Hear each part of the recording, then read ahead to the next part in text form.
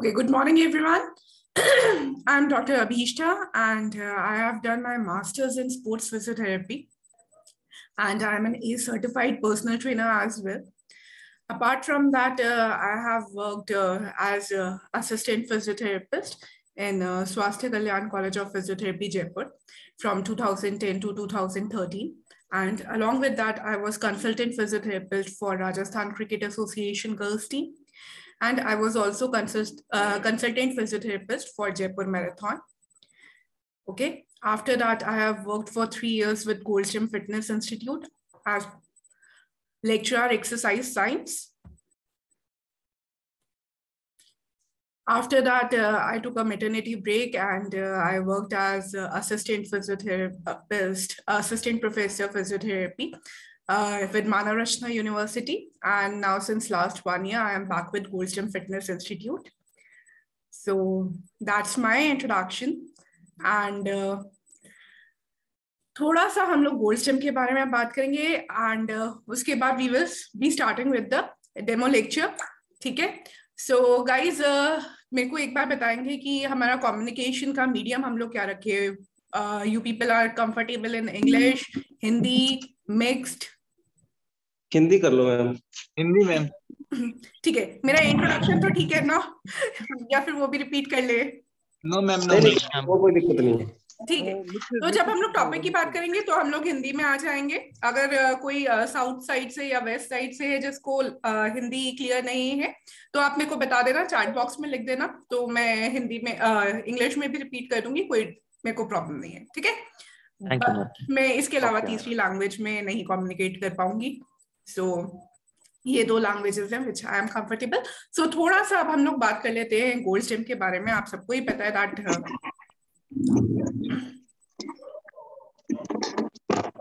yeah, sure, no issues. अगर आपको कहीं पर लगे that I am speaking more in Hindi and you are not able to grasp, just write down on the chat box or raise your hand and I'll repeat everything in English, so that would not be an issue. Okay. So सबको ही पता है कि gold gym में international brand है हमारा and California में it was started in अगस्त 1965 और fitness legend जो गोल्ड ने इसको स्टार्ट किया था. जो गोल्ड जिम की हेडक्वार्टर्स हैं they are in Dallas Texas USA. 1977 में आर्नोल्ड श्वार्ज़नेगर एसोसिएट हुए थे इसके साथ एंड तब से it has become a very popular brand. या वीवो 1951, प्लीज अनम्यूट करो, आपने हैंड रेज किया है.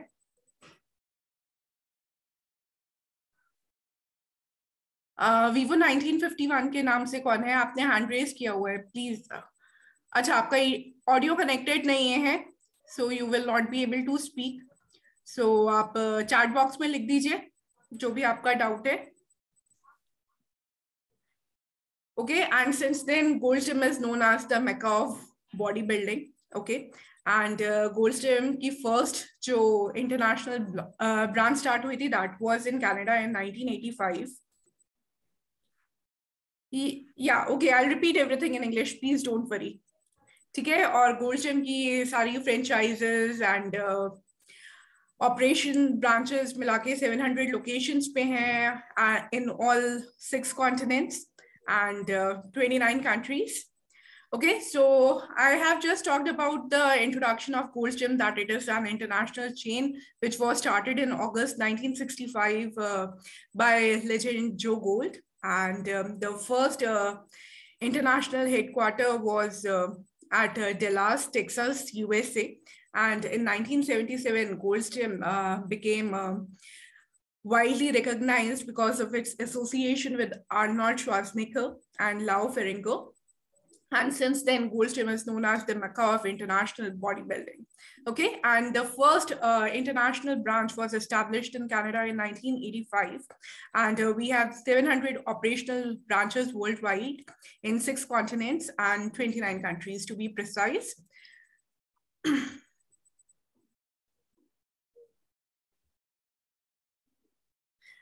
जो हिंदी में बोला था वही अब इंग्लिश में बता रही हूँ. सो शुभम कुछ नया नहीं बताया, बस जो अभी आप लोगों को हिंदी में बताया था वही इंग्लिश में रिपीट किया, so nothing to be worried about.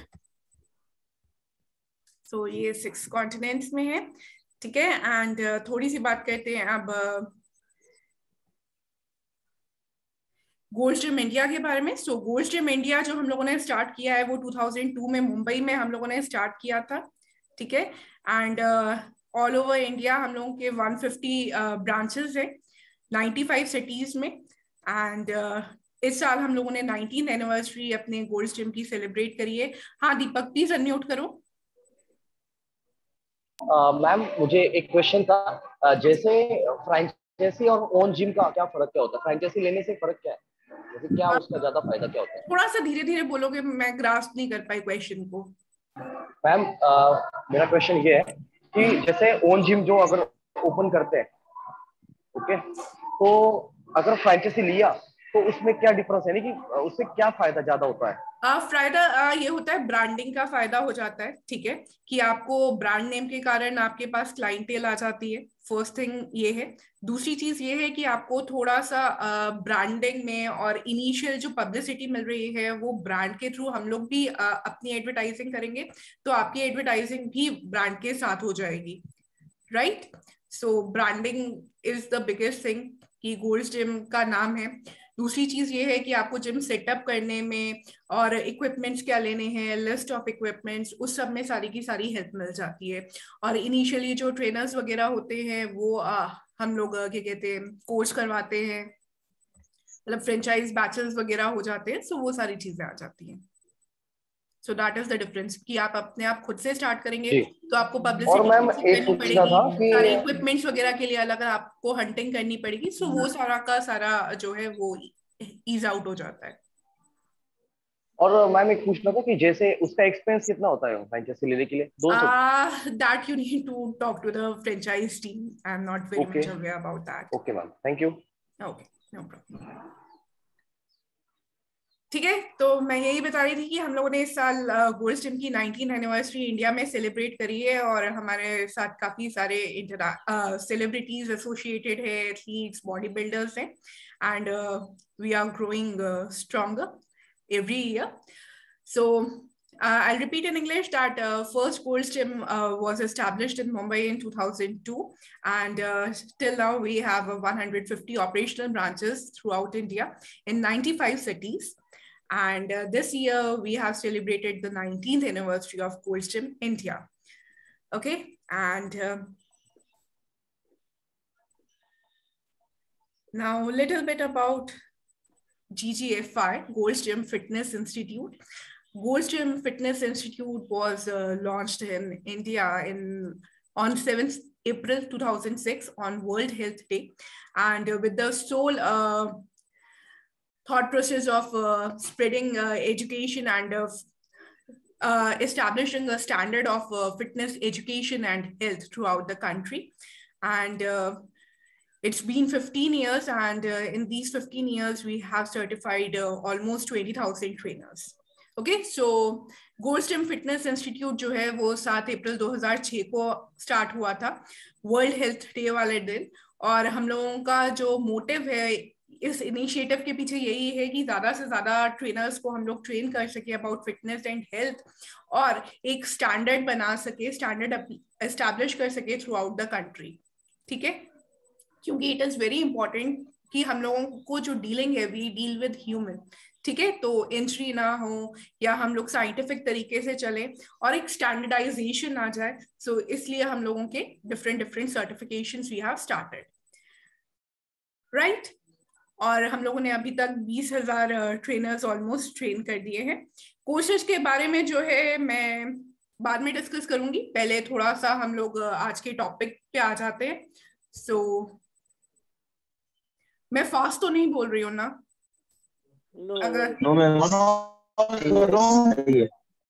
ठीक है, सो गाइस पहले मैं हिंदी में बोलूंगी और उसके बाद मैं वही चीज को इंग्लिश में रिपीट करूंगी। तो प्लीज जब मैं इंग्लिश में बोल रही हूँ तो हिंदी वाले ये मत सोचना कि मैम कुछ नया पढ़ा रही हैं, नहीं ऐसा नहीं है। पहले मैं हिंदी में बात करूंगी सेम टॉपिक के बारे में और उसके बाद फिर मैं इंग्लिश में वही चीज रिपीट करूंगी। So guys, I was saying that everything I'll repeat in Hindi first, and after that I'll be repeating it in English. So while I'm repeating in Hindi, do not worry, because I'll be repeating everything in English. Okay. And if somewhere you are not able to grasp whatever I have told, so just raise your hand or write down in the chat box. Do not unmute yourself, okay, without me telling you people, right? So मैं यही कह रही हूँ कि अगर किसी को कोई भी क्वेश्चन हो तो या तो आप हैंड रेज कर देना या चैट बॉक्स में लिख देना, ठीक है। और जहां पर भी कोई चीज है जो आपको नहीं समझ में आ रही है या टॉपिक से अलग आप लोगों ने कुछ पूछना है, तो एक बार मेरे को बात पूरी करने दीजिएगा और उसके बाद या तो चैट बॉक्स में लिख दो या फिर हैंड रेज है तो मैं अनम्यूट करके बता दूंगी, ठीक है बात। सो मैं आप लोगों के साथ स्लाइड शेयर करती हूँ। एंड तो आज का जो हमारा टॉपिक है that is about components of fitness. Components of fitness के बारे में बात करने से पहले सबसे पहले ये पता होना चाहिए कि फिट आप लोग हैं या नहीं हैं, और ये कैसे पता करोगे कि आप लोग फिट हो। So can anyone tell me what do you people think about कि आप लोग फिट हो या नहीं हो? Are you guys fit? I mean before starting about the components of fitness I would like to know that whether you people consider yourself fit or not, and if yes then why? Okay, so निस्ला ने hand raise किया है, मैं unmute कर रही हूँ। Yes, please unmute.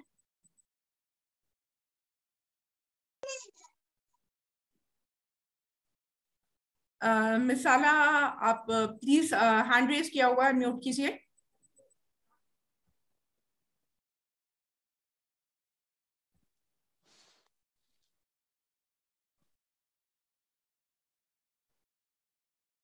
Okay, I guess she is not able to unmute. कोई और बताएगा कि आप लोग फिट होने से क्या समझते हो and whether you consider yourself fit और नॉट?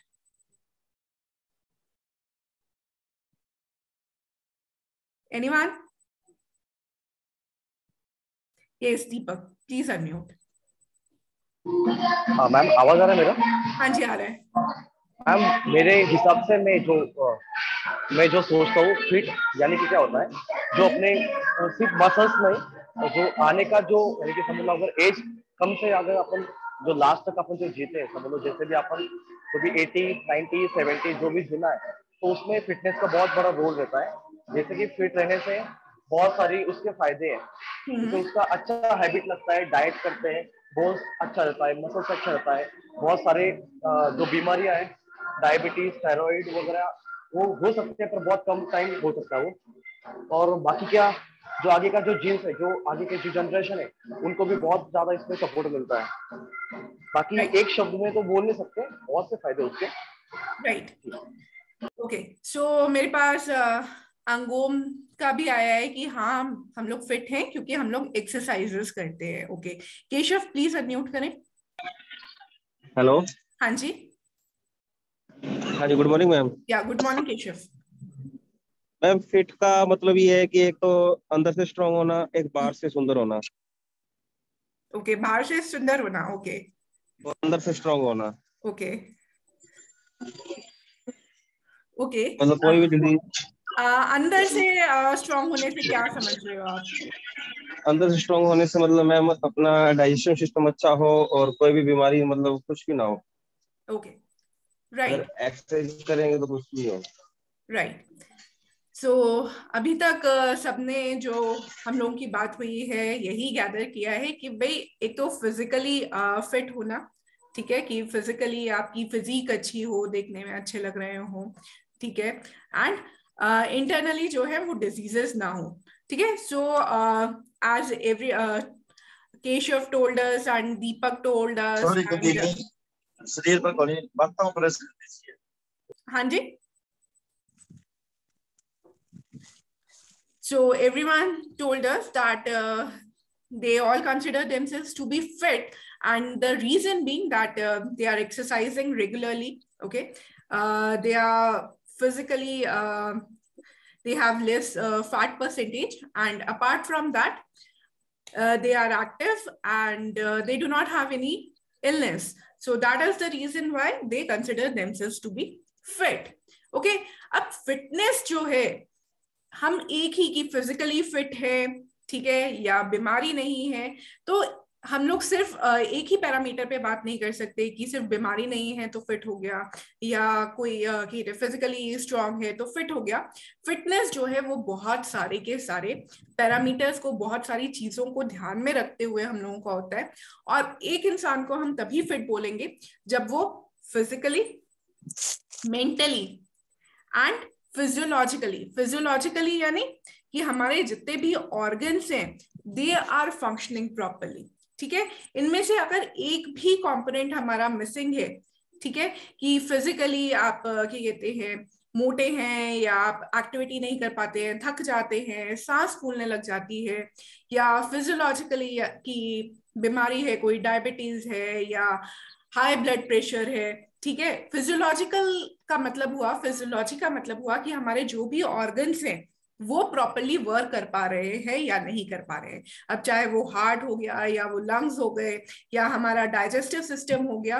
तो फिजियोलॉजिकल वेलबींग का मतलब ये हुआ कि हमारे सारे के सारे ऑर्गन्स जो है वो तालमेल में और तरीके से काम कर रहे हैं. हमारे हार्मोन सारे के सारे नॉर्मल लेवल पे है, कि इंसुलिन कम नहीं हो रहा, या फिर क्या कहते हैं थायराइड का प्रॉब्लम तो नहीं हो गया, या पीसीओडी तो नहीं है. तो वो सारी चीजें फिजियोलॉजिकली हमारी बॉडी जो है वो ठीक से फंक्शन कर रही है या नहीं कर रही. तो ये हो गई दो बात, फिजिकल, फिजियोलॉजिकल, और तीसरा आ गया साइकोलॉजिकल वेलबींग. तो जितना ज्यादा हम लोगों का फिजिकली फिट होना इंपॉर्टेंट है, उतना ही आज की डेट में मेंटल फिटनेस का भी इंपॉर्टेंस है, क्योंकि इतना स्ट्रेसफुल हम लोगों का लाइफस्टाइल है.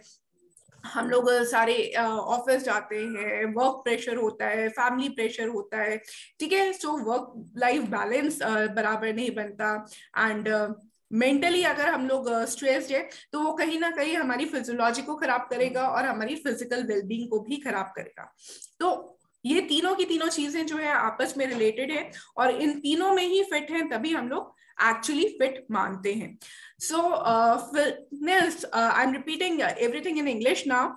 So fitness keeps all these three components into perspective, and this is physical fitness, physiological fitness, and psychological well-being. So if you are well in all these three components, that is the only way to deem anyone fit. Okay, so by physical fitness we means that our body is functioning properly, we do not have any backache, neck ache, okay, and we do not get tired easily, we are able to exercise, and you have the ideal body mass which should be there, the muscle percentage, everything is ideal. That is physical fitness. Now, second component is physiological fitness. So physiology means the functioning of the organs, whether our organs are functioning properly, whether the role of the heart, to beat and pump the blood to the body, whether heart is doing its function properly, whether our lungs are functioning properly, whether our liver, our intestines are doing their proper role in digestion. So all the organs are doing their role which have been given to them, and all the hormones are at their optimum level. Neither are they at a higher rate or on the lower range. Okay, so that is the physiological thing, that you do not have any diabetes, high blood pressure problems, low blood pressure, thyroid issues. So there are many things. So physiological means that you are disease free, you do not have any symptom or anything related to disease. And so we have talked about physical fitness, physiological fitness, and last is the psychological fitness, which is as important as the other two components. And psychological fitness is that you are mentally stress free, because nowadays we have lots of work pressure or family pressure, and there's not proper balance between our work and family life. So because of that, we have so much stress, and we eat at irregular timings, we do not get proper sleep. So it somewhere hampers the psychological well-being, which in turn relates to or hampers our physical and physiological well-being as well, because you people might have seen that young people who are actually very fit, like last year, this year only itself, we saw that Remo Fernandez, who's a very famous choreographer, he's physically fit, he's doing exercises, everything, and still he got a heart attack. Or Saurabh Ganguly, who's the president of BCCI, even he got a heart attack. And by looking at them, we cannot say that, you know, these people are not fit. ठीक है, सो मैं यही बता रही थी कि psychological fitness का, कि जैसे सौरभ गांगुली है, ठीक है, बीसीसीआई के प्रेसिडेंट है, फिट है देखने में, या रेमो डिसूजा है, कोरियोग्राफर है, डांस करते रहते हैं, बट स्टिल उन लोगों को हार्ट अटैक आया, पर देखने में दोनों ही बहुत ही ज्यादा फिजिकली फिट दिख रहे थे। तो हम लोगों को नहीं पता कि बॉडी के अंदर फिजियोलॉजिकल क्या प्रॉब्लम चल रही है या साइकोलॉजिकली क्या है। सो ये तीनों की तीनों चीजें ही जो है वो फिटनेस को डिटरमाइन करने के लिए बहुत जरूरी है, और हम एक चीज पे ध्यान दें और बाकी दो कंपोनेंट्स को छोड़ दें तो फायदा नहीं है। We need to keep all the 3 components into perspective, right. So ये तो हुई हमारी डेफिनेशन अबाउट फिटनेस। सो इतनी बात पे किसी को कोई डाउट है?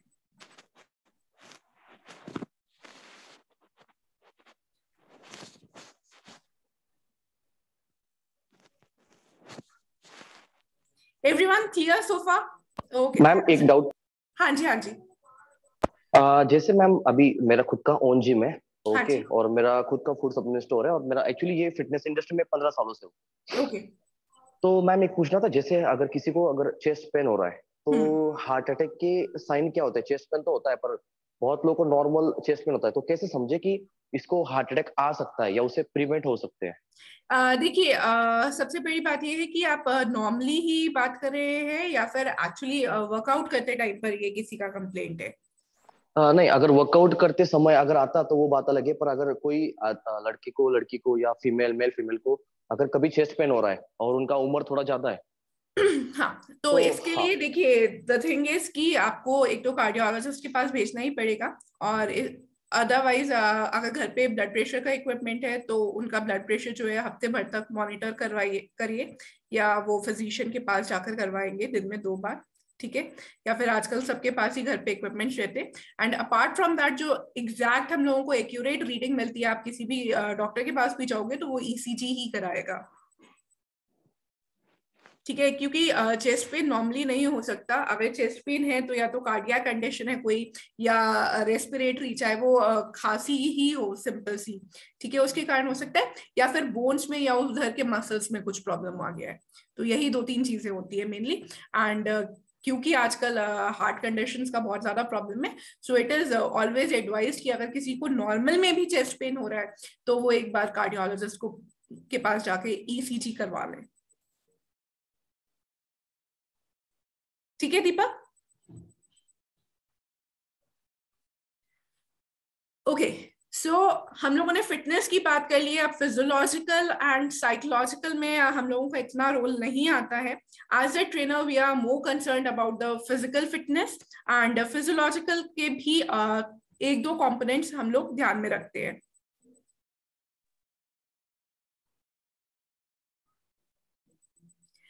देखो, जो साइंटिफिकली एक स्टैंडर्डाइज्ड डेफिनेशन है फिटनेस की वो यही है। मेरी अपनी डेफिनेशन नहीं है, जो वर्ल्ड ओवर डेफिनेशन चल रही है अशरफ फिटनेस की वो यही है, that it is the physical, physiological and psychological wellbeing, ठीक है।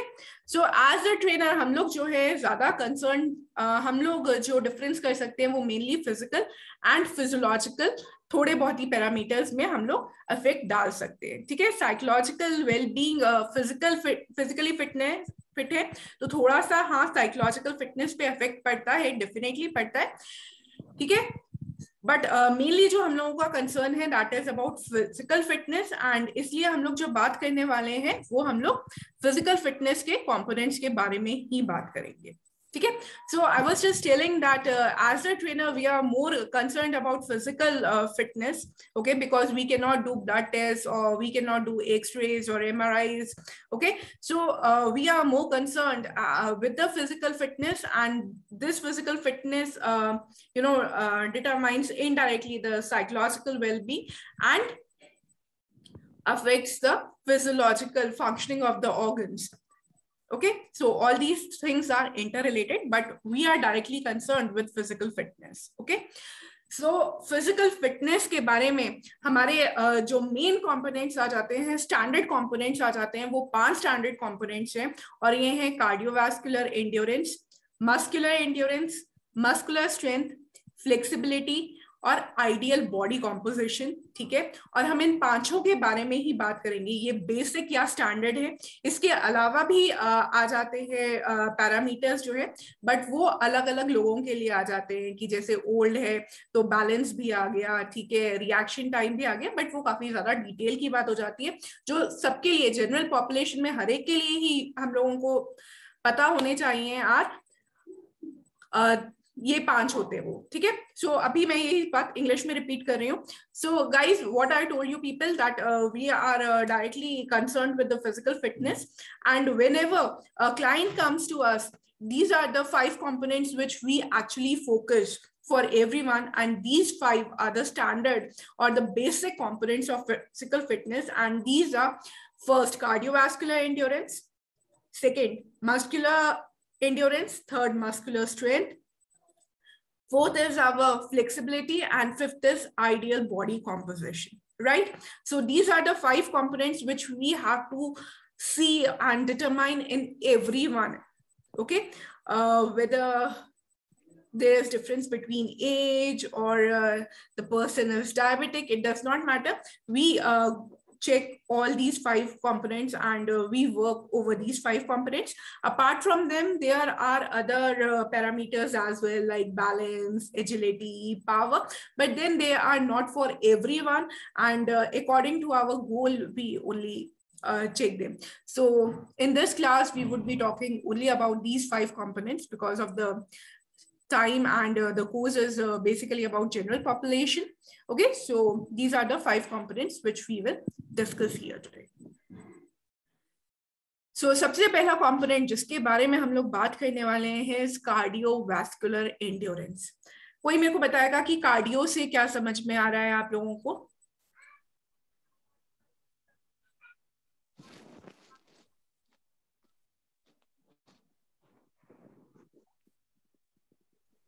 Okay guys, so the first component we would be discussing is cardiovascular endurance, and I am asking that, can anyone tell me what do you understand by the term cardio?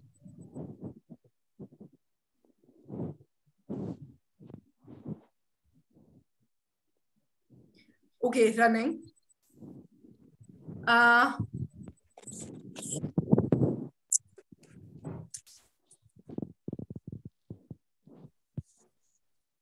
Heart. Very good Guneet. So cardio का मतलब होता है heart. Okay, by the term cardio means heart. Okay, vascular का मतलब होता है blood vessels. Blood vessels यानी कि हमारी आर्टरीज हो गई, वेन्स हो गई. ठीक है, हिंदी में आर्टरीज को बोलते हैं धमनियां. तो ये वो कोशिकाएं होती हैं जो हमारा खून हमारे डिफरेंट ऑर्गन्स तक लेकर जाती है. ठीक है, तो धमनियां हो गई, वेन्स हो गई हमारी, ये हो गई वेसल्स, ब्लड वेसल्स. तो उसके लिए शब्द यूज किया गया है वैस्कुलर. और एंड्योरेंस का मतलब होता है लंबे समय तक. ठीक है, तो कार्डियोवैस्कुलर एंड्योरेंस का मतलब हुआ हमारे हार्ट और हमारी ब्लड वेसल्स की क्षमता कि वो लंबे समय तक काम कर सके. अब ये काम क्या कर रहा है हार्ट और हमारी ब्लड वेसल्स?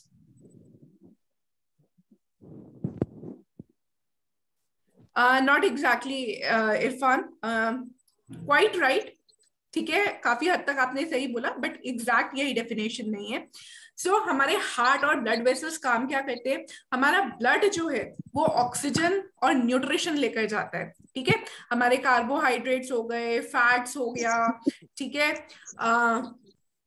प्रोटीन्स हो गए, ये सारे के सारे कैरी जो है वो ब्लड करता है. ठीक है।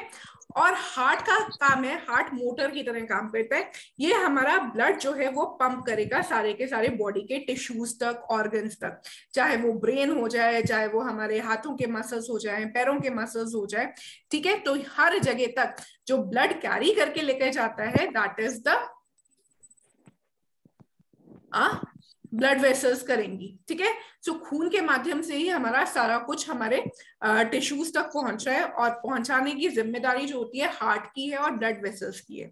तो कार्डियोवैस्कुलर एंड्योरेंस का मतलब ये है कि हमारे टिश्यूज को वर्क करने के लिए मसल्स जो है वर्क करते हैं, तो उनको चाहिए होते हैं खाना चाहिए, उनको न्यूट्रिशन चाहिए, कार्बोहाइड्रेट चाहिए, प्रोटीन चाहिए एटीपी बनाने के लिए, और ये सब कुछ जो है ऑक्सीजन चाहिए।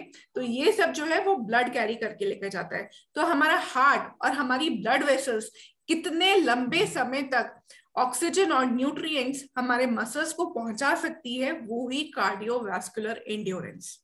Okay, so cardiovascular endurance, the term cardiac means for heart, refers to heart. Vascular means blood vessels, that is arteries and veins which are carrying the blood till the organs. Okay, and blood carries the oxygen and nutrients, and from the blood the tissues extracts the nutrition and oxygen. Okay, and endurance is the ability to work for a longer duration of time. So cardiovascular endurance is the ability of the heart and blood vessels to work for a longer duration of time. And what is the job of heart and blood vessels? It is to provide oxygen and nutrients. So for how long our heart can pump the blood and the blood vessels can carry the blood to the working muscles इस cardiovascular endurance, कि कितने लंबे समय तक हमारा heart जो है बिना थके हमारे वर्किंग मसल्स को ब्लड वेसल्स पहुंचा पाता है, ठीक है। क्योंकि कुछ टाइम बाद हम लोग हांफने लग जाते हैं, हार्ट को ज्यादा काम करना पड़ता है, तो हमारा उतना ज्यादा ऑक्सीजन और न्यूट्रिएंट नहीं पहुंचते। तो वही कब पॉइंट आ रहा है जब हम लोग इतना ज्यादा हांफने लग जाते हैं, या हम लोग सांस ज्यादा लेनी पड़ जाती है, सांस इतनी फूल रही होती है कि हमारी ऑक्सीजन जितनी चाहिए वर्किंग मसल को उतनी ऑक्सीजन हमारा ब्लड और हार्ट सप्लाई नहीं कर पाते हैं। तो जब तक आराम से सप्लाई कर पा रहे हैं वो हमारी कार्डियोवैस्कुलर एंड्योरेंस हुई। तो क्लियर है ये बात? Is everyone clear with cardiovascular endurance? Does anyone has any doubt with cardiovascular endurance? No ma'am, it's clear. Clear to all? Okay ma'am, yes clear. Okay, thank you. So अब हम लोग बात करते हैं अपने अगले कंपोनेंट की।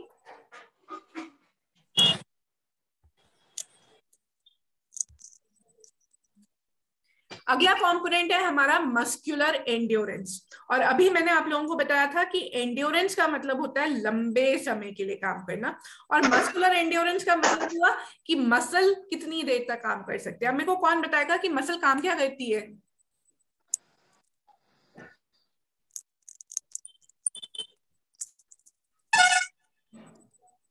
It may protect the bone inside. इसके अलावा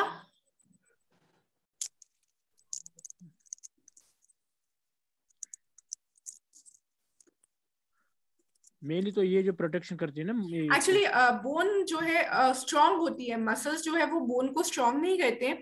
मसल्स का जो मेन काम होता है वो, एक सेकेंड, एग्जैक्टली मूवमेंट कराना होता है, ठीक है। सो मसल्स जो है वो मूवमेंट कराते हैं, मसल्स कॉन्ट्रैक्ट करते हैं, ठीक है। वेट उठाना, ठीक है, मूवमेंट कराना, तो वो हुआ मस्कुलर एंड्योरेंस। तो मस्कुलर एंड्योरेंस का मतलब हुआ कि मसल बिना थके कितने लंबे समय तक काम कर सकती है, वो हुई मस्कुलर एंड्योरेंस। जैसे मैं बाइसेप्स कर्ल कर रही हूँ, तो कितनी देर तक मैं बाइसेप्स कर्ल कर सकती हूँ, वो हुआ मेरे बाइसेप्स मसल की एंड्योरेंस, की वो कितने लंबे समय तक अपना काम कर सकती है। Good morning ma'am. Yeah who is this? Can you please raise your hand? Yes ma'am, I am Saurabh Kumar. हाँ, तो कुछ पूछना है सौरभ? मैम मैं बहुत ज्यादा लेट हो गया हूँ। हाँ ठीक है, अभी आप बात सुनिए, कोई डाउट हो तो हैंड रेज करिए या फिर चैट बॉक्स में लिखिए, अनम्यूट मत कीजिए ऐसे, ठीक है? ओके, तो मैं यही बता रही थी कि हमारे मसल्स कितने लंबे समय तक काम कर सकते हैं। अब जैसे हम लोग सारे के सारे बैठे हुए क्लास कर रहे हैं, तो हमारे बैक के मसल्स हमारी पीठ को सीधा रखने के लिए काम कर रहे हैं, वो लंबे समय तक काम करेंगे। 1 घंटा बैठे हो, 2 घंटा बैठे हो, तो वो काम कर रहे हैं ना। तो जब तक बिना थके हमारा बैक का मसल पीठ को, कमर को सीधी रखने के लिए काम कर रहा है, वो हुई मस्कुलर एंड्योरेंस, कि मसल कितने लंबे समय तक काम कर सकती है, ठीक है? और इसका वेट से कोई लेना देना नहीं होता, इसका लेना देना सिर्फ टाइम से होता है मस्कुलर एंड्योरेंस का, कि कितने लंबे समय तक आप काम कर सकते हो, right? So I'll explain it in English में बता रही हूँ आप. So next component is muscular endurance, and as I told you people that endurance means working for a longer duration of time. So muscular endurance is the ability of muscle to work for a longer duration of time, right? And the role of the muscle is to produce movement by contracting. Muscle contracts and then it produces movement. So it is the ability of the muscle to produce a particular movement for a longer duration of time without getting exhausted. For example, I am teaching you people, you people are attending the class and sitting. So whether it is for 1 hour or 2 hours or 3 hours, you people are standing and your back muscles are contracting, are doing their work to support the spine to sit straight, okay? So till the time the back muscles can contribute without getting exhausted, without getting tired, that is the muscular endurance of the back muscles. Okay? Is it clear to everyone? If anyone has any doubt with muscular endurance, please raise your hand or write down on chat box. Guys, सबको muscular endurance clear हुआ? किसी को कोई doubt है तो बताओ. Clear है ma'am. Okay, thank you. ठीक है? मैम मैं समझ नहीं पाई, लेट हूँ ना. तो आप सुनिए कि मस्कुलर एंड्योरेंस का मतलब ये है, एंड्योरेंस यानी लंबे समय तक काम करना. मस्कुलर एंड्योरेंस का मतलब हुआ कि मसल जो है लंबे समय तक काम कर सके, कि बिना थके कितनी देर तक मसल काम कर रहा है, वो हुआ मस्कुलर एंड्योरेंस. ठीक है बात? So guys, muscular endurance is related only to time. The duration for which the muscle can work, it does not consider the weight, that how much weight you can lift or against how much force you can contract. It does not take into consideration, it only takes time into consideration. So जैसा कि मैंने हिंदी में पहले भी बताया कि muscular endurance सिर्फ कितने समय तक काम करती है वही बताती है. मस्कुलर एंड्योरेंस में कितना वजन उठा रहे हो उससे कोई लेना देना नहीं है, ठीक है? अगला हमारा कंपोनेंट आता है मस्कुलर स्ट्रेंथ का. मस्कुलर स्ट्रेंथ का मतलब है कि एक बार में या 5 बार में या 10 बार में, 1 रेप में या 5 रेप में, मतलब एक गिवन नंबर ऑफ रेप में आप ज्यादा से ज्यादा कितना वजन उठा सकते हो, वो हुई मस्कुलर एंड्योरेंस. जैसे मेरे स्क्रीन पे 2 जनों का नाम दिख रहा है मेरे को, इरफान और मनोज, ठीक है? बाकी भी जने हैं, मेरे को सबसे पहले यही 2 नाम लिए, तो बाकी जने बुरा मत मानना. अब इरफान जो है वो एक बार में बेंच प्रेस जो है वो 200 पाउंड से कर सकता है, और मनोज जो है एक बार में बेंच प्रेस जो है 180 पाउंड वेट से कर पाता है. तो किसकी मस्कुलर स्ट्रेंथ बेटर हुई?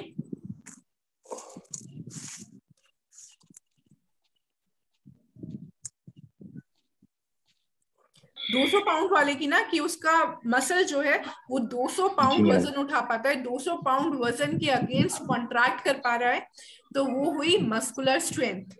ठीक है? मस्कुलर स्ट्रेंथ जो है ये समय को नहीं लेती है, कम से कम समय में ज्यादा से ज्यादा कितना वजन आप उठा सकते हैं, वो हुई मस्कुलर स्ट्रेंथ. जबकि मस्कुलर एंड्योरेंस का मतलब होता है कि मसल कितने लंबे समय तक काम कर पा रहे हैं. ठीक है? तो ये दोनों चीजें ही हमें मसल की फिटनेस के बारे में बताती हैं. तो इन दोनों को मिलाकर मस्कुलर फिटनेस बोला जाता है, कि एक कितने समय तक मसल काम कर रही है यानी कि मस्कुलर एंड्योरेंस, दूसरा कि मसल कितना ज्यादा लोड उठा पा रही है, वो हुई muscular strength. Okay guys, so the third component is muscular strength, and muscular strength is the ability of muscle to contract against maximum weight for a shorter period of time or a given number of repetitions. So supposedly for in one rep, how much weight you can lift, okay? Or in 5 repetitions, the maximum weight you can lift, or for 10 repetitions, the number of repetitions would be set. What would be vary is the intensity, the amount of weight which we can lift or against which our muscle can contract, okay? So that is muscular strength. So if there are 2 people, one can lift 200 pounds at once in 1 repetition doing bench press, while the other one can lift 180 pounds while doing 1 rep of bench press. So whose muscular strength is better? Can anyone tell me?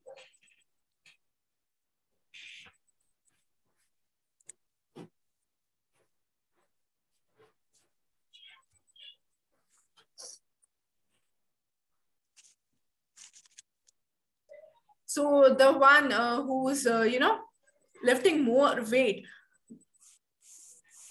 just a second. The one who's lifting more weight, exactly, Anish. So one who's lifting 200 pounds, his muscular strength is better. So muscular strength always consider the amount of weight. It always keep intensity, while muscular endurance always talks about the duration or the length of the time you are doing the exercise. And muscular endurance and muscular strength both are the measures for telling the muscular fitness. Okay, so इतनी बात clear है सबको कि muscular strength और muscular endurance दोनों component से हमें पता चलता है कि मसल्स कितने फिट हैं, ठीक है? तो ये दोनों की दोनों चीजें मिलकर बताती हैं, एक कितने समय तक मसल काम कर सकता है, दूसरा कितना ज्यादा वजन मसल उठा सकता है या कितनी ज्यादा फोर्स के अगेंस्ट हमारा मसल कॉन्ट्रैक्ट कर पा रहा है। क्लियर है ये बात? किसी को कोई डाउट? मैम मेरे को एक क्वेश्चन पूछना था। हाँ जी मैम, अगर मैं बिना डंबल के मतलब बॉडी बनना चाहूँ तो बना सकता हूँ क्या? देखिए डिपेंड कर जाता है उसमें कि आपको किस तरह की बॉडी चाहिए, मतलब आपको मसल का साइज बढ़ाना है या स्ट्रेंथ आपको ज्यादा अच्छी करनी है, तो आप बॉडी वेट के साथ भी एक्सरसाइजेस करेंगे तो आपकी मस्कुलर एंड्योरेंस जो है वो अच्छी होगी। पर क्या कहते हैं, थोड़ा सा अगर आपको साइज बढ़ाना है तो उसके लिए आपको वेट्स यूज करने पड़ जाते हैं, ठीक है? हाँ इरफान प्लीज अनम्यूट करिए। और मैम एक चीज मैं पूछ रहा हूँ, मतलब एब्स के लिए क्या डाइट रखें? देखिए वो सारा का सारा जो है कोर्स की ड्यूरेशन में आएगा, ठीक है? और आपने बोला है एप्स जो कोई भी पर्टिकुलर साइट पे हम नहीं वर्क कर पाते हैं, डाइट जो है वो पूरी बॉडी के हिसाब से ही चलती है। हाँ जी इरफान प्लीज बोलिए, क्या कह रहे हैं आप?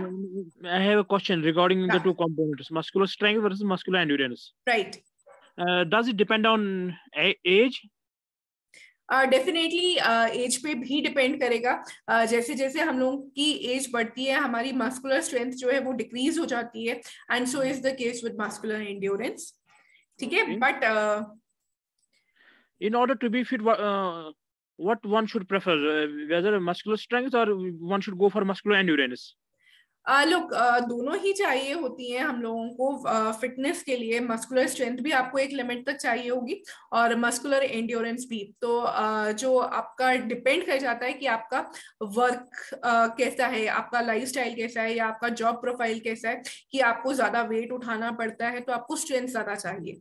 अगर आपका रोल ऐसा है कि आपको बैठने वाला काम ज्यादा चाहिए या मतलब इतना ज्यादा लोड वाला काम नहीं है आपका, तो आपको एंड्योरेंस ज्यादा चाहिए।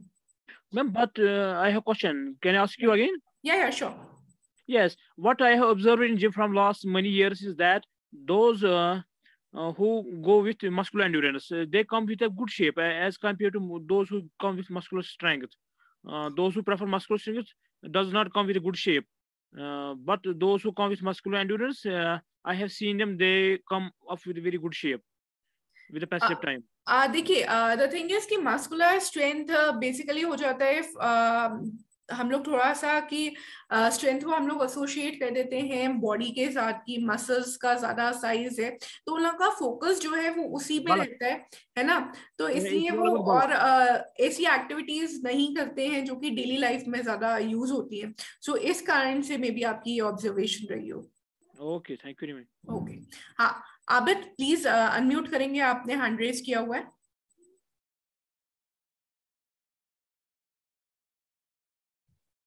Abid please unmute. Hello ma'am. हाँ जी मैम मैं पूछ रहा हूँ, जैसे मैं शॉप पे रहता हूँ तो मेरे लिए क्या डाइट है, मतलब सिक्स पैक के लिए? देखिए हम लोग क्या कहते हैं, ये जो है ट्रेनर का कोर्स है, ठीक है, और जो डाइट देना है वो न्यूट्रिशनिस्ट का काम नहीं है, ठीक है।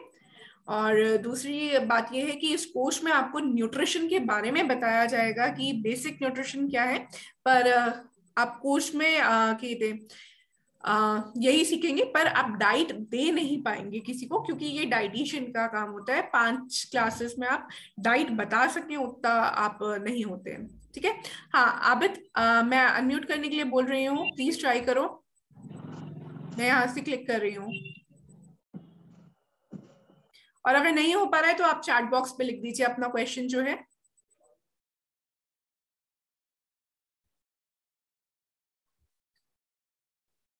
ओके सो हाँ केशव अनम्यूट करो।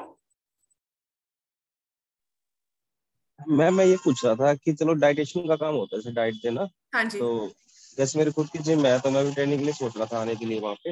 हाँ जी।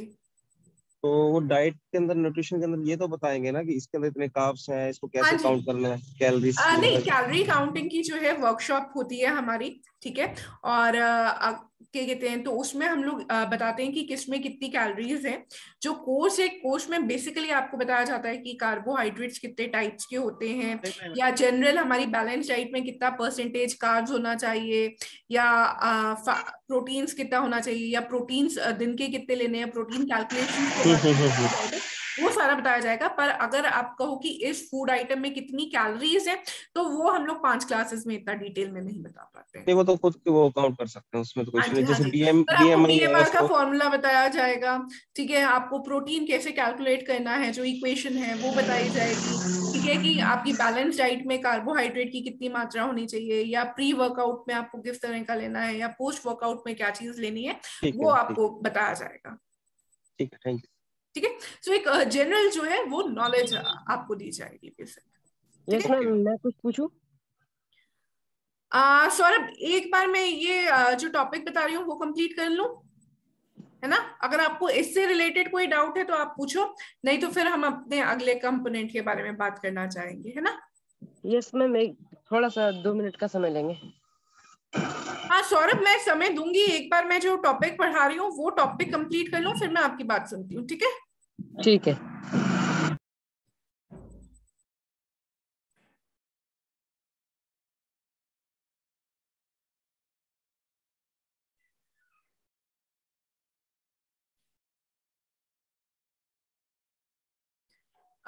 Abid I answer this question. मेरे को एक मिनट दो, मैं फ्लेक्सिबिलिटी के बारे में बता दूं और उसके बाद फिर मैं बताती हूँ। ओके सो फ्लेक्सिबिलिटी जो है मसल की क्षमता है कि वो जॉइंट के आसपास जो मूवमेंट है वो पूरी मूवमेंट करा पा रही है या नहीं। अगर मसल पूरी मूवमेंट करा पा रही है यानी कि मसल फ्लेक्सिबल है। अगर मसल जॉइंट के आसपास पूरी जो मूवमेंट है नहीं कर पा रही है यानी कि मसल फ्लेक्सिबिलिटी कम है, मसल टाइट है।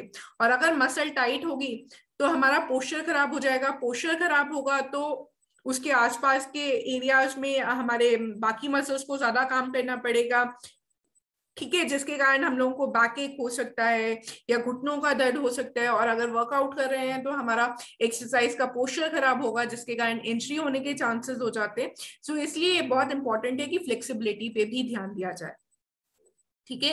तो फ्लेक्सिबिलिटी का मतलब होता है कि मसल जो है अपनी पूरी रेंज ऑफ मोशन कंप्लीट कर पा रही है या नहीं कर पा रही है। Okay, so I'll repeat it in English. Flexibility means the ability of the muscle to complete the full range of motion around the joint. Like for elbow, it is the range of motion. For shoulder, this is the range of motion. So whether the muscle, I told you people that muscle is the cause for the movement. The muscle will contract and it will move the bone. So the movement is occurring because of the muscles, and whether the muscle is capable to complete that movement will determine the flexibility of that particular muscle. Okay, and if a muscle is not able to complete the whole range of motion, that means the muscle is tight. And if a muscle is tight, then the posture will be compromised, and if the posture is compromised, so it will overall change the balance between the muscles and will lead to backache, knee pain, and all the other joints. And if you are working out and your muscles are not flexible enough, so it will lead to bad posture, and bad form and technique, we all know, can lead to injuries. Okay, so everyone has understood about flexibility? Okay. Ashraf ने मेरे से सवाल किया यहाँ पे कि personal trainer जो है वो डाइटिशियन और न्यूट्रिशनिस्ट बन सकता है क्या? देखिए, पर्सनल ट्रेनर के लिए जो है आपको सर्टिफिकेशन चाहिए होते हैं, जैसे GGFI का सर्टिफिकेशन कर लिया आपने, ठीक है, या आगे जाके ACS से। सो GGFI का जो हमारा एडवांस पर्सनल ट्रेनर का है, that is the basic certification. अगर किसी को डाइटिशियन या न्यूट्रिशनिस्ट बनना होता है तो उन लोगों को या तो डाइटिशियन का सर्टिफिकेशन करना होगा, सॉरी न्यूट्रिशनिस्ट बनना है तो उसके लिए सर्टिफिकेशंस होते हैं, और डाइटिशियन बनने के लिए आपको BSc करनी पड़ती है जो कि 3 साल की होती है। उसके बिना आप लीगली कहते हैं लाइसेंस नहीं है कि आप वो प्रैक्टिस कर सकें। तो ये अशरफ आपके क्वेश्चन का आंसर हुआ कि आप बन सकते हैं, पर आपको एप्रोप्रिएट पढ़ाई उस हिसाब से करनी पड़ेगी। ठीक है, जैसे बिना MBBS के कोई भी डॉक्टर नहीं बन सकता, वैसे ही BSc के बिना कोई डाइटिशियन नहीं बन सकता है, बिना सर्टिफिकेशन के कोई ट्रेनर नहीं बन सकता है घर पे बैठे बैठे। ठीक है, उसके अलावा मेरे से आबिद ने ये सवाल किया था कि मैम अगर बिगनर ओवर ट्रेनिंग कर रहा है फिर उसका मसल साइज नहीं बढ़ता है तो मैम क्या करना चाहिए?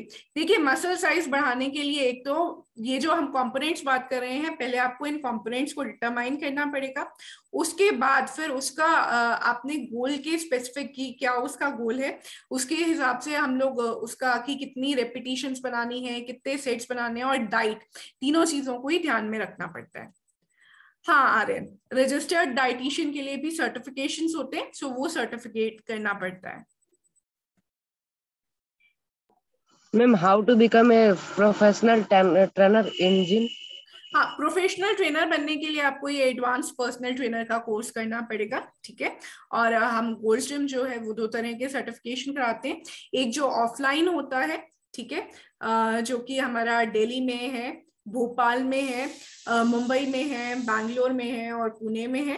ठीक है, इसके अलावा ऑनलाइन फास्ट ट्रैक कोर्स है जो कि ऑनलाइन आपको कराया जाता है। ठीक है, सो ये एडवांस पर्सनल ट्रेनर की। हाँ जी, कोर्स के प्राइस क्या है? वो आपको अभी बताया जाएगा, 2 मिनट रुकिए आप ना मैम। पहले ना आप कंप्लीट कर लो तो हाँ, उसके बाद एग्जैक्टली ठीक है। सो हमारे 4 कंपोनेंट्स के बारे में हम लोग बात कर चुके हैं, सबको वो कंपोनेंट्स क्लियर हैं चारों के चारों। कार्डियोवास्कुलर एंड्योरेंस की बात कर चुके हैं हम लोग, muscular endurance, muscular strength, and we have also talked about flexibility. So ये 4 कंपोनेंट सबको क्लियर है? Everyone is clear with cardiovascular endurance, muscular strength, muscular endurance, and flexibility? Yes. Okay, last and the most important component is ideal body composition. Body composition is what body is made up of, okay, what it is composed of. So we have fat and fat-free mass. The fat-free mass includes the weight of the bone, of the muscles, of our organs, okay, and the other is fat. So the percentage between fat and fat-free mass determines the body composition, okay. So the lesser the fat percentage, better it is, okay. So the average fat percentage in females is considered to be 21 to 24% of the whole body weight, while in males the average fat percentage is 14 to 17% of the overall body weight, okay, so ideal body composition का मतलब है कि हमारे शरीर में कितना fat है और कितना फैट फ्री मास है। फैट फ्री मास यानी हड्डियों का वजन, मसल का वजन, ऑर्गन्स का वजन, पानी का वजन, ब्लड वगैरह का वजन, यानी कि तो जितना ज्यादा फैट है उतना ही हमारी सेहत के लिए अच्छा नहीं है। ठीक है, सो फैट परसेंटेज ज्यादा है तो यानी कि बॉडी कॉम्पोजिशन फैट परसेंटेज कम करने की जरूरत है। जो एवरेज होता है महिलाओं में होता है 21 से 24% आपके पूरे शरीर के वेट का। तो अगर किसी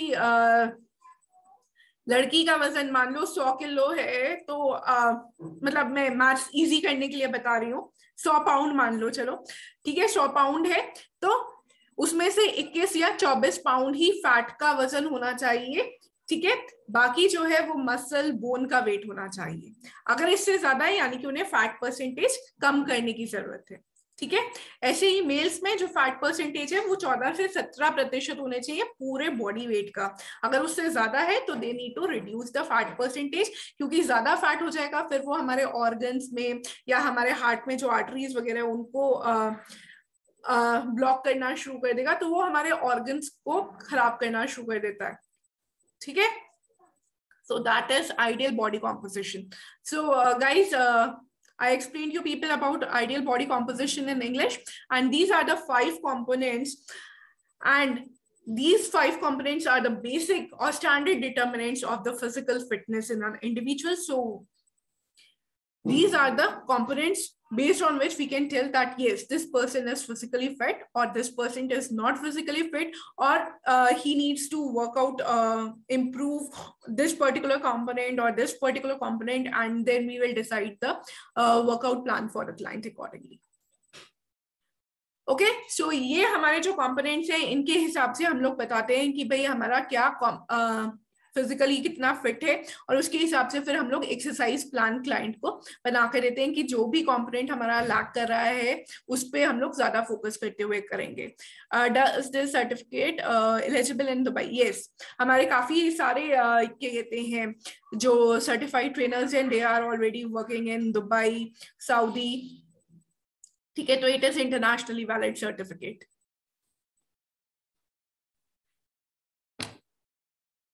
ठीक है, अब थोड़ा सा मैं कोर्स के बारे में बता देती हूँ कि हम लोग क्या क्या बात करने वाले हैं। सो कोर्स में जो आ जाता है, हाँ मुस्तफिजूर प्लीज अनम्यूट करें। मैम कैसे पता चलेगा कि एक फीमेल या मेल में 21 से 24% से ज्यादा फैट है? इसके लिए आप हमारा कोर्स ज्वाइन करिए और उसमें हम आपको क्या कहते हैं बताते हैं कि इक्विपमेंट्स जो हैं वो कैसे बताती हैं, क्या चीज करी जाती है जिससे हमें पता चलेगा। ओके, अभी कोर्स के बारे में बताएंगे ना? तो हाँ, कोर्स में क्या क्या है वो मैं बता रही हूँ ma'am. Body cutting and bulking के लिए रेप्स को कम ज्यादा करना पड़ता है, बिल्कुल करना पड़ता है। आपके गोल के हिसाब से आपको बल्किंग करनी है, कटिंग करनी है, या अपने मस्कुलर स्ट्रेंथ पे वर्क करना है या एंड्योरेंस पे वर्क करना है, तो आपके सेट्स डिफरेंट होंगे, आपकी नंबर ऑफ रिपीटिशंस डिफरेंट होगी, और आपका जो वेट आप लिफ्ट कर रहे हैं वो भी डिफरेंट हो जाएगा। ठीक है आबिद, सो थोड़ा सा मैं आप लोगों को कोर्स का जो कंटेंट है उसके बारे में बताती हूँ। सो कोर्स में बेसिकली हम लोग जो बात करते हैं वो एनाटॉमी के बारे में बात करेंगे कि कौन सी बोन कहाँ पे है, ठीक है, मसल्स कौन से कहाँ पे हैं, जो मेन मसल्स हम लोग यूज करते हैं उनके बारे में। काइनेसियोलॉजी यानी कि बोन्स की मूवमेंट के बारे में, कौन से जॉइंट पे क्या मूवमेंट होती है, ठीक है, कौन से मसल के कारण क्या मूवमेंट होती है, ठीक है। ऑर्गन फिजियोलॉजी के बारे में, बेसिक हमारे हार्ट की क्या फंक्शनिंग है, डाइजेस्टिव सिस्टम का क्या काम होता है, कौन से ऑर्गन का क्या रोल होता है, उसके बारे में हम लोग ब्रीफ बात करते हैं। फिर एक्सरसाइज फिजियोलॉजी जो कि हमारे लिए बहुत इंपॉर्टेंट है कि वर्कआउट करते टाइम पर हमारे कार्डियोवास्कुलर सिस्टम में क्या चेंज होगा, सॉरी, ठीक है, हम लोगों को जो एनर्जी मिलती है, एटीपी चाहिए होते हैं उसके लिए, कौन सा सिस्टम हमें एनर्जी देता है, कौन सा न्यूट्रिएंट कब हमें एनर्जी देगा, जिससे हमें पता चलता है कि कार्डियो पहले करनी है या वेट ट्रेनिंग पहले करनी है। ठीक है, फिर सारी की सारी एक्सरसाइजेस के बारे में हम लोग बात करते हैं। सो जो ऑफलाइन क्लासेस हैं उसमें प्रैक्टिकली टीचर डेमोन्स्ट्रेट करते हैं और उसके बाद स्टूडेंट्स डेमोन्स्ट्रेट करते हैं सारा का सारा। जो ऑनलाइन कोर्स है, क्योंकि हम लोग सिस्टम पे ले रहे हैं। सो ऑनलाइन कोर्स में जो है आप लोगों को जो भी कहते इक्विपमेंट वाली एक्सरसाइजेस हैं उसके वीडियोस दिखाए जाते हैं, और बाकी सारी जो है जो भी लेक्चर हैं वो आपको डेमोन्स्ट्रेट करके दिखाते हैं। ठीक है, और आप लोगों से कहा जाता है कि आप लोग एक बार डेमोन्स्ट्रेट करके दिखाएं या वीडियोस भेजते हैं, और जो भी चीज गड़बड़ होती है टीचर आपको करेक्ट कर देता है। ठीक है, फिर स्केड्यूलिंग बहुत इंपॉर्टेंट है, क्योंकि स्केड्यूलिंग से पहले फिटनेस टेस्टिंग हम लोग बताएंगे कि कैसे हम लोगों ने फिटनेस डिटरमाइन करनी है, और उसके हिसाब से स्केड्यूल किस तरह से बनाना है। बिगनर का स्केड्यूल है तो क्या होना चाहिए, एडवांस के लिए क्या होगा, इंटरमीडिएट क्लाइंट के लिए कैसा स्केड्यूल होना चाहिए, उसके बारे में बात करेंगे। ठीक है, और बेसिक न्यूट्रिशन के बारे में, जो कि मैंने पहले भी बता दिया था कि हम कार्बोहाइड्रेट्स कितना परसेंटेज होना चाहिए, प्रोटीन्स कितना होना चाहिए, फैट्स, विटामिन, मिनरल्स, तो इनके बारे में एक बेसिक आइडिया देंगे, और कितना डाइट में एवरेज डाइट में होना चाहिए। हाँ केशव प्लीज अनम्यूट कीजिए। मैम मैं ये पूछा था इस कोर्स के अंदर, जैसे कि मैं तो ऑफलाइन क्लासेस ही लूंगा वहाँ पे, जैसे वीकेंड हाँ क्लास जी, होती है ना, मैंने हाँ कल जी, इंक्वायरी की थी। तो इसके अंदर जैसे ग्रिपिंग कैसे करनी है हाँ और जी, कितने रैप लगाने हैं, जैसे हाँ जी, वो एडवांस स्केड्यूलिंग में आ जाएगा। ग्रिप जो है वो एक्सरसाइज का पार्ट हो जाएगा कि ग्रिप क्या होनी चाहिए, स्टांस क्या होना चाहिए, आपका पोस्चर क्या होना चाहिए, वो सारा का सारा आपको एक्सरसाइज के टाइम पे बताया जाएगा, और कितनी रेप्स होनी चाहिए, कितनी रेप्स होने चाहिए, स्केड्यूलिंग में। तो इसमें ये भी बताया जाएगा कि जैसे कि वर्कआउट चेंज करना है कि कुछ टाइम के लिए उसको, मतलब एक 4 हफ्ते का ये वर्कआउट रखना है, उसके बाद उसको चेंज करना है जैसे। एग्जैक्टली आपको बेसिक्स बता दिए जाएंगे कि भाई क्योंकि सेट तो कुछ होता नहीं है कि हाँ भाई हर क्लाइंट के लिए सेम होता है। क्लाइंट के इंडिविजुअल हिसाब से क्या बेसिक कंसेप्ट हैं कि किन किन क्राइटेरिया को आपको दिमाग में रखते हुए कैसे चेंजेस करना है, तो वो आपको बताया जाएगा। अच्छा, और इसमें ये भी बताया जाएगा कि अब कोई भी एक्सरसाइज लगा रहे हैं तो वो कहाँ पे उसका इफेक्ट पड़ रहा है। एग्जैक्टली। Thank you. ठीक है, सो थोड़ा सा मैं आपको बता देती हूँ कि कौन कौन से कोर्सेज कब कब हमारे स्टार्ट हो रहे हैं। तो हमारा भोपाल में जो बैच है वो वीकेंड बैच रहेगा, यानी सैटरडे संडे का बैच रहेगा 2 से 6 बजे शाम के। और बैच जो है वो 11 तारीख को इंट्रोडक्शन क्लास है, और स्टार्ट जो है वो 18 दिसंबर से हो रहा है, यानी कि आज से ही है। ठीक है, मुंबई में हम लोगों का जो है वीकेंड बैच ही है सैटरडे संडे का 11 से 5 बजे, और 18 तारीख से स्टार्ट हो रहा है। ठीक है, डीवी में जो था वो हमारा टाइमिंग्स वीकडे बैच था, यानी कि मंडे से थर्सडे, और 13 दिसंबर से ये स्टार्ट हुआ है। आपको नए कोर्स के बारे में आप इंक्वायरी कर सकते हैं सेल्स टीम से।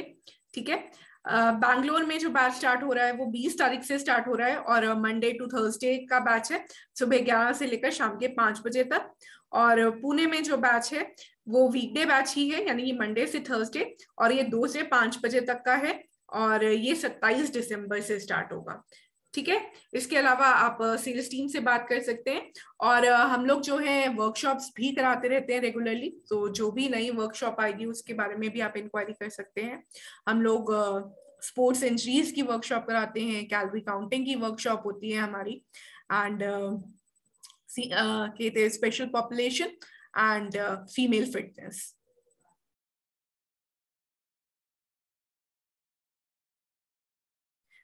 हाँ जी केशव प्लीज अनम्यूट कीजिए। मैम इसका नेक्स्ट बैच कब स्टार्ट हो रहा है दिल्ली में? दिल्ली में जो बैच स्टार्ट हो रहा है आप एकता मैम से बात कर सकते हैं। मैं उनको आपका केशव है ना आपका नाम? हाँ जी, उनका पास उनका नंबर है मेरे पास। हाँ, तो बस मैम से आपको पता चल जाएंगी डिटेल्स सारी की सारी। ठीक है मैम। हाँ जी, okay. Anyone else, any doubts? हाँ मनोज प्लीज अनम्यूट करो। Yes, ma'am. I have already unmuted, ma'am. हाँ जी Ma'am, actually, any classes in Chennai, ma'am? Chennai में हम लोगों का बैच नहीं है, हम लोगों का बैंगलोर में बैच होता है, या आप ऑनलाइन एनरोल कर सकते हैं। Okay. Sure, ma'am. Thank you. Okay, thank you Manoj. हाँ मुस्तफिजुर प्लीज अनम्यूट करिए। मैम मैं असम से हूँ, तो असम में है क्या कोई बैच? असम में अब नहीं है, पहले गुवाहाटी में था, बट अभी नहीं है हम लोगों का। हाँ मैं गुवाहाटी से हूँ, मतलब गुवाहाटी में ऑफलाइन क्लासेस चाहिए था, वो अच्छा होता तो फिर। हाँ अभी तो नहीं है कुछ वहां पे। अभी मैं ऑनलाइन ही करना पड़ेगा तो फिर? आप ऑनलाइन कर सकते हैं या फिर आप नियर बाय, अगर आपको कोई और लोकेशन सूट करता है हमारा, तो आप वहां पे देख सकते हैं। अब मेरा नियर बाय तो नहीं होगा शायद, कहीं मेरे को दिल्ली जाना पड़ेगा तो फिर। ओके, सो हमारा जो ऑफलाइन बैच है उसकी फीस जो है दैट इज 40,000, ठीक है। और उसमें आपको एडवांस पर्सनल ट्रेनर का CPR का सर्टिफिकेशन मिलता है, AED यानी आर्टिफिशियल डिफिब्रिलेटर का सर्टिफिकेशन मिलता है, और साथ में फीमेल फिटनेस और स्पेशल पॉपुलेशन के सर्टिफिकेशन मिलते हैं। ऑनलाइन कोर्स जो है उसकी फीस जो है दैट इज, एक second, Supriya ma'am please unmute करेंगे आप? हाँ, ऑनलाइन क्लास की फीस रहेगी 26,000। सो 26,000 है, एंड उसका आपको एडवांस पर्सनल ट्रेनर का सर्टिफिकेशन मिलता है। So anyone else any doubts? Offline की क्या रहेगी मैम? किसकी? ऑफलाइन की फीस एडवांस ऑफलाइन पर्सनल की जो है सुप्रिया मैम एक बार अनम्यूट करके आप बता, कौन सी location offline Keshav? Delhi. Offline की फीस 40,000 होती है। मैम एक्चुअली मेरी खुद की जिम है, तो ओनर रूम है, और मैंने तो अभी तो ट्रेनर हायर किया हुआ है, तो मैं चाहता हूँ कि मैं खुद अगर इधर मैं ट्रेनिंग कर लेता हूँ यहाँ से, तो मैं खुद अच्छी जिम चला सकता हूँ अपनी। हाँ जी बिल्कुल।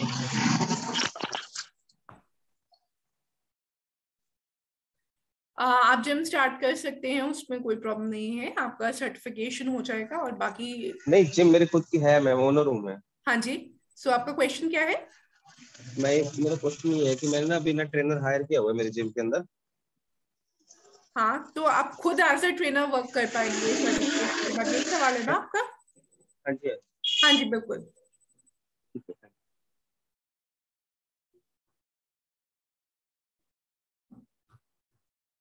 Irfan, I guess you have got the answer that for online course the fees is 26,000, while for offline it is 40,000. So there is this difference. Placement जो है हम लोग जॉब असिस्टेंस देते हैं। जॉब असिस्टेंस का मतलब ये है कि जहां पर भी वैकेंसीज होती हैं वो हम लोग ग्रुप्स में, आप लोगों के बैच का जिस भी बैच में आप हैं, व्हाट्सएप ग्रुप बनाया जाता है और वैकेंसीज आपको रेगुलरली हम लोग डालते रहते हैं, जो जहां पर भी वैकेंसी निकलती रहती है, ठीक है। हमारे गोल्ड जिम की मैंने बताया कि 150 ब्रांचेस है, तो जहां पर भी होती है वो। अदरवाइज हम लोगों के एनी टाइम फिटनेस के साथ, ठीक है, और टेल वर्कर्स और बाकी जो भी ब्रांचेस है, इनफैक्ट लोकल जिम में भी हमारे जैसे स्टूडेंट्स प्लेस्ड है, उन्हें भी रिक्वायरमेंट होती है, तो वो टीचर्स को कांटेक्ट करते रहते हैं, तो हमारे पास प्लेसमेंट्स आती रहती हैं और हम ग्रुप पे डाल देते हैं। बट इंटरव्यू क्लियर करना आपकी जिम्मेदारी है। वैकेंसी कहाँ पे है वो बताना हमारी जिम्मेदारी है, इंटरव्यू क्लियर करना आपकी जिम्मेदारी है, और इंटरव्यू क्लियर हो जाता है तो आपको जॉब मिल जाती है। सो इंटरव्यूज ऐसे टफ नहीं होते, अगर आपने क्लासेस अच्छे से अटेंड करी होती है और कॉन्फिडेंटली आंसर करते हो तो आराम से इंटरव्यूज क्लियर हो जाते हैं।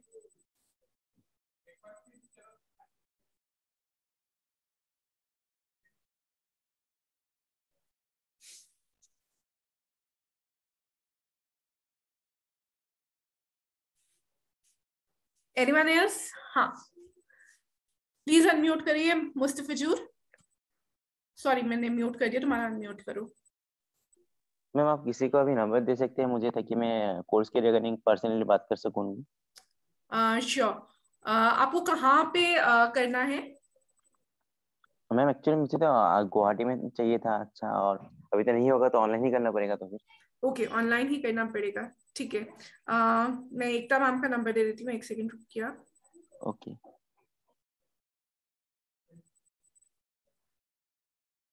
हाँ, नोट कर लीजिए, 956 00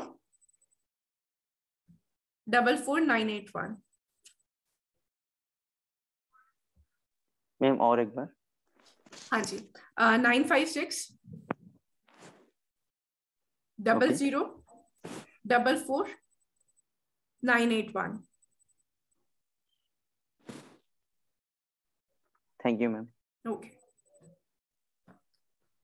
ठीक है। इसके अलावा हमारा रेफरल सिस्टम भी है कि अगर आप अपने एक फ्रेंड को रेफर करते हैं तो आपको 1,000 रुपीज चेक में आ जाते हैं बाद में।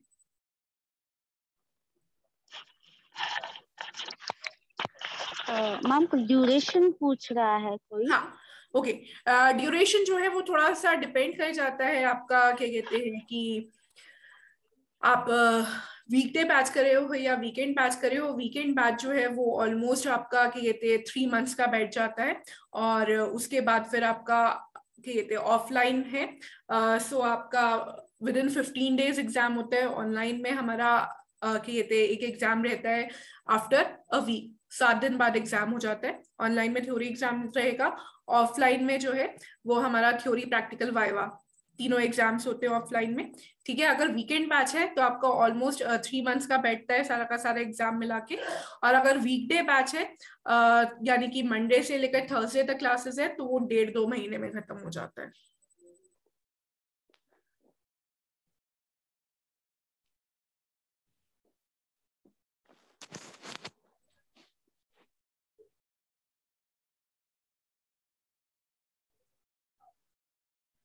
Thank you ma'am.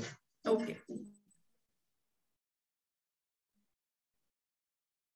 okay, anyone else any doubts?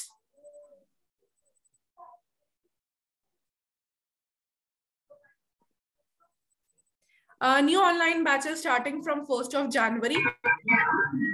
No, 2nd of January, क्योंकि 1st को usually students नहीं इतना ज़्यादा नहीं होते हैं, so 2nd of January से, पहले 1st of January से था, but most probably 2nd of January से classes will start, and it is weekend batch, that is Saturday and Sunday. Manoj please mute कर लो अगर क्वेश्चन नहीं है।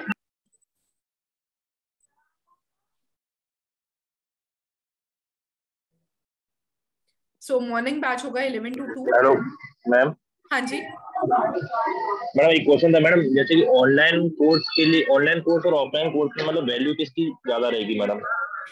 देखिए, वैल्यू इतना ज्यादा डिफरेंस नहीं है, बट ऑफलाइन कोर्स में जो आपको बेनिफिट हो जाता है वो ये है कि आपको प्रैक्टिकली जो है सामने ही टीचर आपको बता रहा है, तो आपको उसी टाइम पर करेक्ट कर देगा। ठीक है, सो ऑफलाइन में थोड़ा सा आपको अप्रोच करना आसान हो जाता है, और ऑनलाइन में ये है कि आपको वीडियोस वगैरह मिलती हैं, और आप अपना कैमरा ऑन करोगे और आप मुझे वीडियोस भेज रहे हैं तो मैं आपको करेक्ट कर पा रही हूँ, तो ये एक थोड़ा सा डिफरेंस होता है।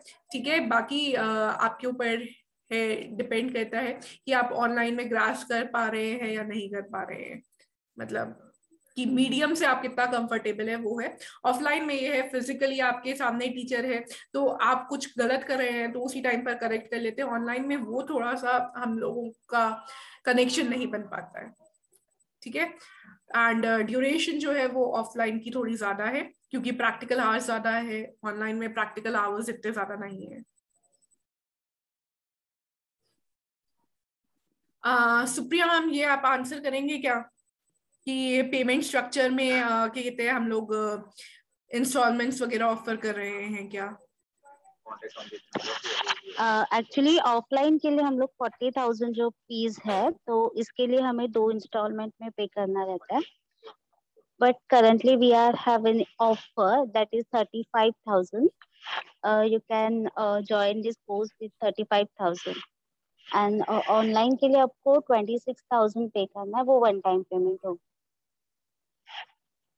या a bit home workout certification course नहीं है, सॉरी।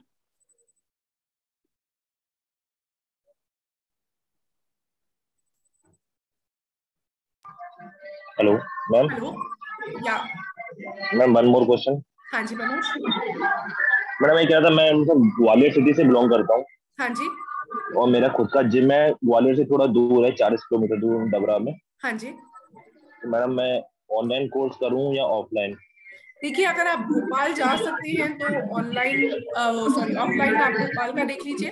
अदरवाइज अगर आपके लिए वहां पे जाना मुश्किल है तो फिर आप ऑनलाइन में एनरोल करिए। बट अगर आप फिजिकली जा सकते हैं तो थोड़ा सा बेटर हो जाएगा, क्योंकि वहां पे सारी इक्विपमेंट है और आपके लिए थोड़ा सा ज्यादा अच्छा एक्सपोजर मिल जाएगा।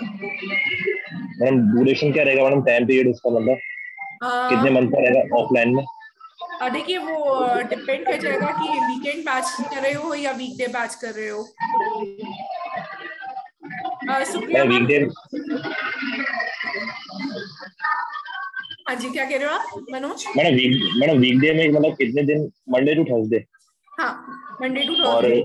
वीकेंड बैच जो है वो सैटरडे और संडे का होता है। कितने मंथ में हो जाएगा? जैसे मंडे टू थर्सडे का मैं बैच देता हूँ। मंडे टू थर्सडे वाला बैच लेते हो तो 1.5 महीने जी, है ना। केते सुप्रिया मैम ने ये कॉन्टैक्ट डिटेल्स यहाँ पे डाल दी हैं चैट बॉक्स में, प्लीज नोट कर लो। ऑनलाइन कोर्स जो सेकंड से स्टार्ट हो रहा है उसमें एक ही सर्टिफिकेशन है APT की। इसके अलावा ऑनलाइन वर्कशॉप्स होती हैं हमारी, फिटनेस ट्रेनर फीमेल फिटनेस की अलग रहेगी, ठीक है। 2000 सारी की सारी वर्कशॉप्स हैं और ये 4 आवर्स की होती है। सैटरडे संडे होता है usually 2 hours, Saturday 2 hours, Sunday 2 hours की वर्कशॉप्स रहेगी, तो टोटल 4 आवर्स रहेगा। एंड तो आपको 26,000 का जो है that is fast track online course. इसके अलावा आप वर्कशॉप्स कर सकते हो तो उनके सर्टिफिकेशंस आपको अलग मिल जाते हैं, जिसमें आपका फीमेल फिटनेस आ जाता है, special population, sports injuries and last is your calorie counting. ये 4 वर्कशॉप्स होती हैं। सो ऑलमोस्ट आपकी हर 2 महीने में ये वर्कशॉप्स होती हैं, सो आप उसके लिए भी एनरोल कर सकते हैं। सो आपको वो सारे सर्टिफिकेट्स मिल जाएंगे। CPR हम लोग ऑनलाइन नहीं कराते हैं, CPR ऑफलाइन ही होता है। हाँ केशव प्लीज अनम्यूट करो। मैम जो ये 40,000 फीस है जो इसकी कोर्स की, हाँ 26,000, हाँ जी। नहीं 40,000 है जो ऑफलाइन हाँ बैच जी, की है, हाँ हाँ।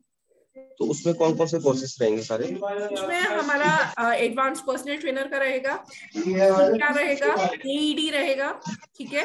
हमारा फीमेल फिटनेस रहता है और स्पेशल पॉपुलेशन। ठीक है, और न्यूट्रिशन वाला भी इसमें रहेगा? न्यूट्रिशन का अलग से सर्टिफिकेशन नहीं है हमारा जो APT का सर्टिफिकेट है उसमें ही हम लोगों की 5 क्लासेस जो रहती हैं दैट इज न्यूट्रिशन। ठीक है, थैंक यू।